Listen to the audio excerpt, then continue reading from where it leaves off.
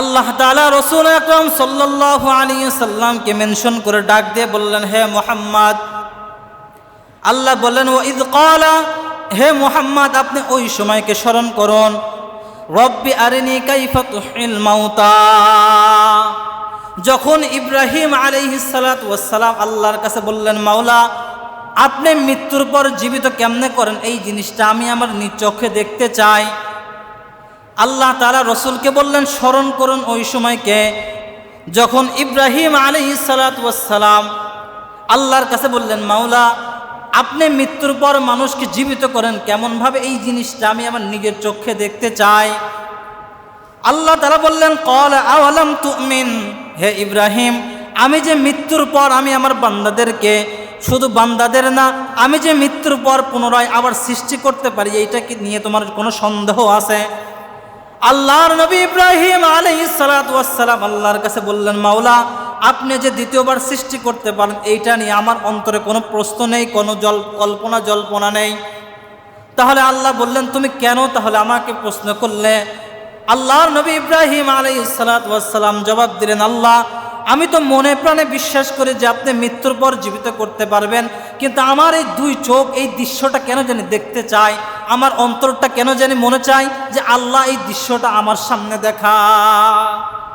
তাহলে আল্লাহ তাআলা রসুলকে বললেন, স্মরণ করুন ওই সময়কে যখন ইব্রাহিম আলাইহিস সালাম আল্লাহকে বললেন, মাওলা আপনি মৃত্যুর পর কিভাবে আবার জীবিত করেন, এই দৃশ্যটা আমি দেখব।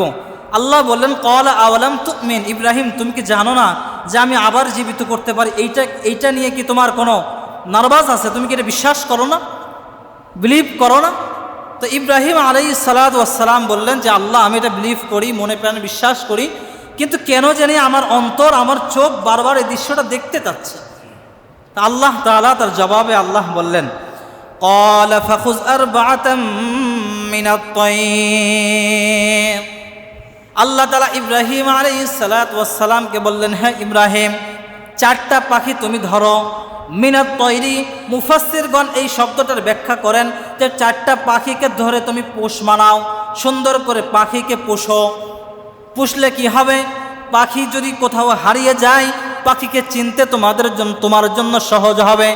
আল্লাহ তাআলা এই বললেন, ইব্রাহিম তুমি যখন আমার সৃষ্টির ব্যাপারে প্রশ্ন করলে, তোমার মনে যখন এতই আমার কল্পনা, আমার সৃষ্টি নিয়ে নানান কল্পনা জল্পনা, তাহলে আমি আল্লাহ তোমার এই কল্পনা জল্পনা ভেঙে দিব। আর তার আগে তুমি চারটা পাখি ধরবা এবং মিনাত তয়্যিবাত, এবং এই পাখিগুলোকে তুমি সুন্দর করে পোষ মানাবা।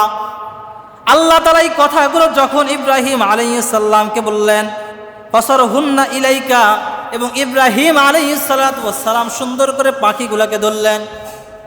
আল্লাহ তাআলা এই পাখিগুলোর কথা বলেছেন, এই পাখিগুলোর নির্দিষ্ট নাম আল্লাহ তাআলা কোরআনের ভিতরে লেখেন নাই, যে কোন পাখি আল্লাহ তাআলা ধরতে বলেছেন এই পাখির নির্দিষ্ট নাম আল্লাহ তাআলা কোরআনের ভিতরে উঠান নাই।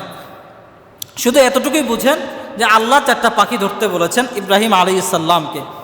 ইব্রাহিম আলাইহিস সালাম পাখি ধরেছেন, ধরার পর পাখিগুলোকে পোষ মানিয়েছেন, কাছে রেখে দেখভাল করেছেন, যাতে করে পাখি যদি হারাও যায়, পাখি তিনি দেখলেই আমাদের একটা পোষ মানা একটা জিনিস, আমরা যারা বাসায় ছাগল অথবা গরু পালি, যদি ছাগল কোথাও হারায় যায় আমরা দেখলেই বুঝতে পারি এই জিনিসটা আমার, এটা আমাদের দেখার সাথে সাথেই বোঝা যায়।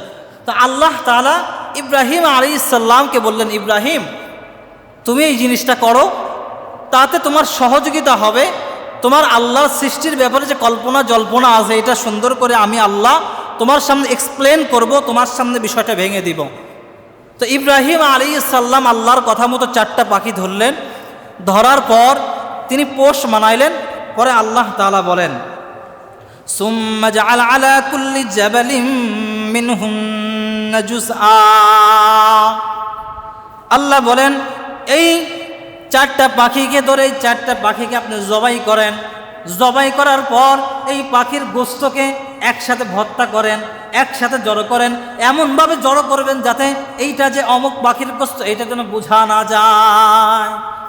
তাহলে আল্লাহ বললেন সুম্মা জাআল আলা কুল্লি জাবালিন মিন, এই আয়াতের তরজমায় আল্লাহ তাআলা বলেন, আপনি যখন পাখিগুলোকে জবাই করে একে অপরের সাথে মিশ্রণ করবেন, একে অপরের সাথে যখন ভর্তা করবেন, আপনি যে জাবালিন শব্দ অর্থ হচ্ছে পাহাড়, আল্লাহ বলেন যে আশেপাশে যে 4টা 7টা পাহাড় দেখা যায়, এই পাহাড় এক একটা জায়গায় যে কিছু কিছু গোস্ত আপনি পাহাড়ের জায়গায় যে ছড়িয়ে ছুটিয়ে দিন। তো আল্লাহ তাআলা ইব্রাহিম আলাইহিস সালামকে এই কথা বললেন, সুম্মা দুহুন্না ইয়াতিনাকা সাইয়া।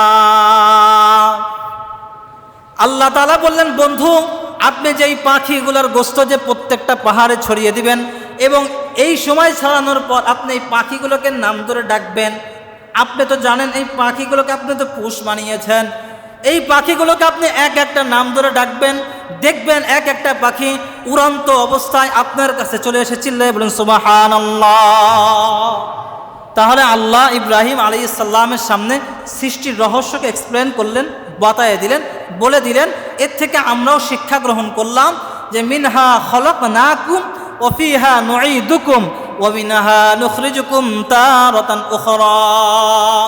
আল্লাহ বলে এই মাটি থেকে তোমাকে সৃষ্টি করেছে এবং এই মাটিতেই তোমাকে দাফন করা হবে এবং এই মাটি থেকে কাল কিয়ামতের ময়দানে আমি আল্লাহ তোমাদেরকে উঠাবো।